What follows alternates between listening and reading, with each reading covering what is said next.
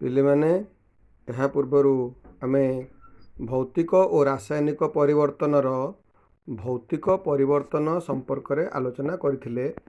ଆଜି ଆମେ ପଦାର୍ଥର ରାସାୟନିକ ପରିବର୍ତ୍ତନ କ'ଣ, ଏହାର ବିଶେଷତ୍ୱ ଏବଂ କେତେକ ଉଦାହରଣ ସମ୍ପର୍କରେ ଆଲୋଚନା କରିବା।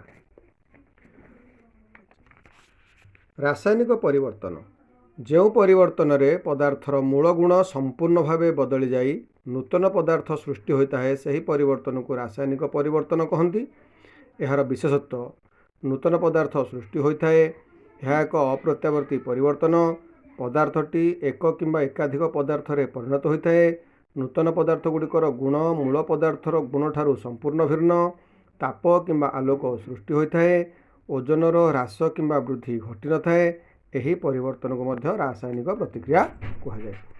ରାସାୟନିକ ପରିବର୍ତ୍ତନର ଉଦାହରଣ: ଲୁହାରେ କଳଙ୍କି ଲାଗିବା, ବସ୍ତୁ ବା ପଦାର୍ଥଟିଏ ନିଆଁରେ ଜଳିବା, ଖାଦ୍ୟ ରନ୍ଧନ କରିବା, ଖାଦ୍ୟ ହଜମ ହେବା, ସବୁଜ ଉଦ୍ଭିଦର ସଂଶ୍ଳେଷଣ ବା ଫଟୋସିନ୍ଥେସିସ୍ ମାଧ୍ୟମରେ ଖାଦ୍ୟ ପ୍ରସ୍ତୁତି, ସେଓ, କଦଳୀ, ବାଇଗଣ ଆଦିକୁ କାଟିବା ଦ୍ୱାରା ସେଥିରେ ଦେଖାଯାଉଥିବା ବାଦାମୀ ରଙ୍ଗ, ଏ ହେଉଛି ଗୋଟିଏ ରାସାୟନିକ ପରିବର୍ତ୍ତନ।